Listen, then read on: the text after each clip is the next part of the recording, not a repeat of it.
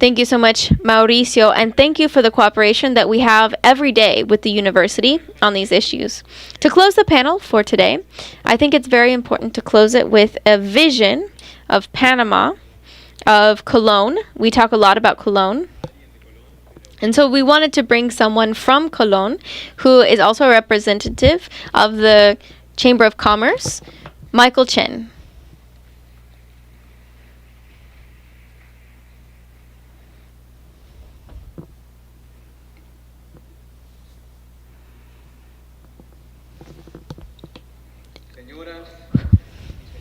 Ladies and gentlemen, it has been an extraordinarily long day. I have been able to see all of the panelists from yesterday and today present, and I'm going to be sincere. I'm a little bit scared. I feel that I'm missing something. I look in the mirror, and I feel like I'm missing gray hairs. I don't have any, and 70% of those presenting have gray hair. Congressman Pittenger, Alejo, thank you so much for including me in this very important event, for including a young voice from this country, Panama, a young voice from Latin America. I will be speaking in English, so if you are using an interpreting device, I would recommend that you get that out. These are extraordinary times for all of our countries. You may not know it, but we are all at war. Some of us are battling the pandemic. Others are battling against all of what we know is wrong. We are facing a great deal of challenges that will define how you and I will live from now on. Unfortunately, I regret to inform you that we are all losing this war. By the time I finish with this 10-minute speech, 54 containers would have departed from my city in Colón to many of your countries. And 1 or 2 of them will contain illegal drugs. Some will contain counterfeit merchandise, and some other ones will be used for money laundering that will support terrorism and other criminal organizations. But I'm pretty sure that many of you already knew this, right? Call me crazy. But if you really want to change some of the insecurity in our countries or around our countries, start by helping me change Colón. Why? Well, it's a fairly simple answer. Most of Latin America's goods go through the city of Colón, specifically through its ports and its free trade zone. Many consider this city, my city, to be the second most important one in Panama. But for me, this doesn't make any sense at all. Today, I brought with me a picture that I want to share with you guys.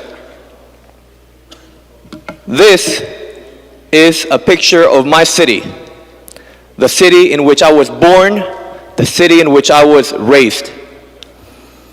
For those of you who have visited my city, it seems that it's stuck in time, immersed in an array of problems that grow from insecurity, lack of education and infrastructure, unemployment, and a lack of a proper development plan. My city presents the same repetitive pattern of all port cities in Latin America, where organized crime is established. Adding to this, COVID-19 has aggravated the situation even more. We are no longer talking about an economic reactivation.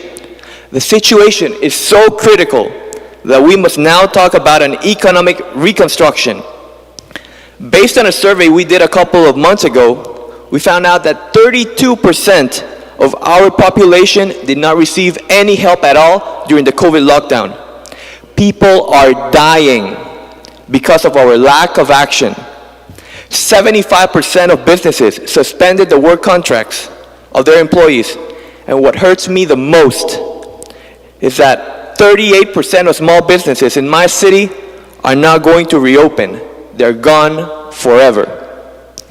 What do you think those people are going to do?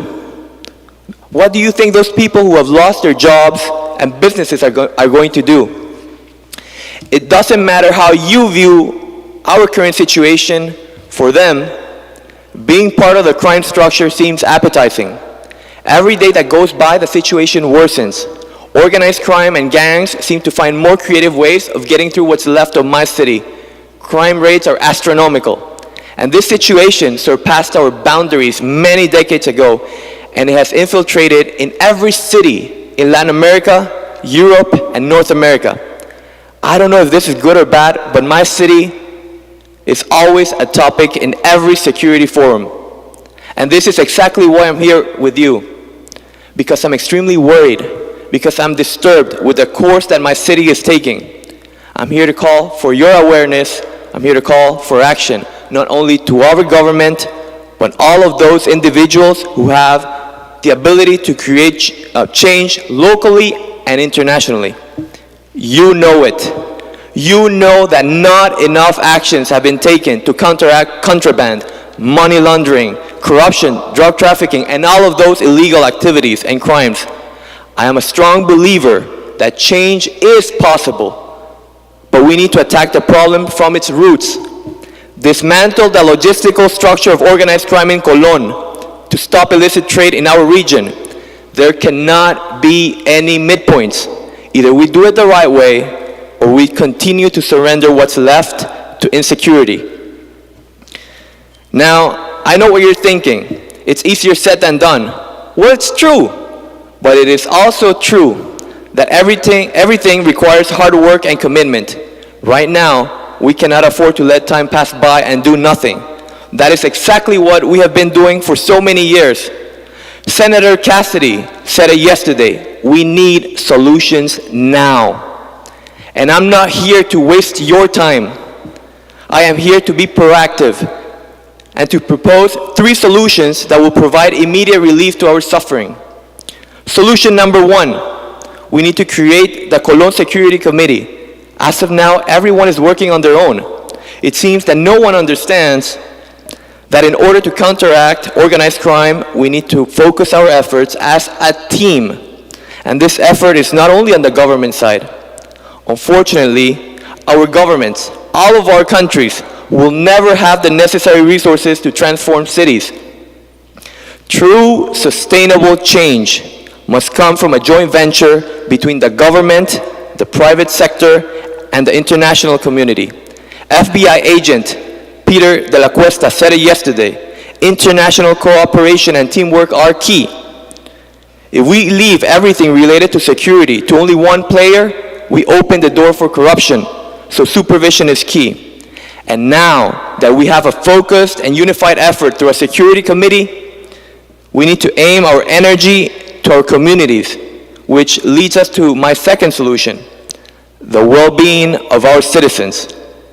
I've heard every single speaker in this forum, and so few has been spoken about education. Security is not only about counteracting threats, hackers, terrorism, cyber attacks. Security is also about having a plan on educating the population. Education is also key, and never forget about that. The problems are not solved by militarizing cities. Let me ask you this question. What is all the effort worth if as soon as you leave, the problems come back again? What is all the effort worth if we don't educate on what is right and what is wrong? We are in need of the right education and the right social programs that create public awareness to inform the younger generation about the repercussions caused by illegal activities. Most children in my city, Colón, grow up in communities where gang affiliation is their only way out. It's their only way of becoming someone. The third and final solution should be technology. This word says it all, and Jeffrey Cooper with SAS said it yesterday. Can you believe that in 2020, the year of the COVID-19 pandemic, the commercial movement of the Colón Free Zone was around $14,000 million. As Mr. Ferrari said, 6% of the global cargo passes through our country, and we lack the right technological tools to diligently and rapidly detect illegal products. And I ask myself, is this on purpose? Whatever the answer is, the need of technology is obvious. Just imagine the tremendous possibilities by installing scanners on all ports, training workers on their usage and maintenance, and creating the right countermeasures to supervise that the whole system works. We would be able to detect the situations before problems reach your countries. But is there the political will? How about economic pressures? With all these steps that I'm recommending, I do not pretend to solve all of our regional problems, but we need to start somewhere. Distinguished guests, and all of you who are viewing this through the streaming services, I did not come here to speak as a security expert. I'm just not one of those. But I'm someone who understands the idiosyncrasy and feels by first-hand experience what the people from Colón and other cities in Latin America go through and what they struggle. I want to call your attention to the following. 91% of the businesses in Colón think that we're headed to social chaos. There's a glimpse of an apocalyptic scenario. Colón is a museum of disappointment after disappointment. Just look at that picture. A lot has been said and so little has been done. With this, I am not calling upon negativity or pessimism. We, the people from Colón, we do not lose faith.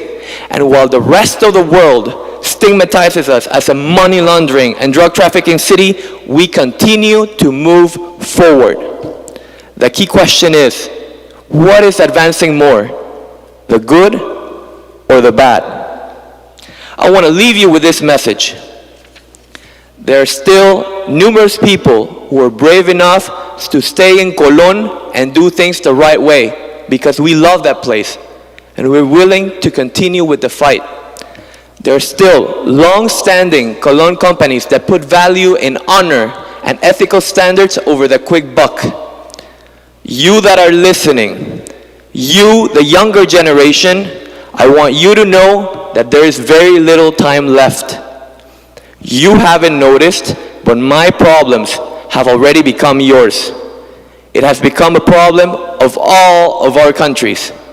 Remember, the economic well-being of our region depends that each one of us assume part of the burden. From wherever your trench is, it is time to wake up and create change. If it's not us, who? If it's not now, when? Thank you.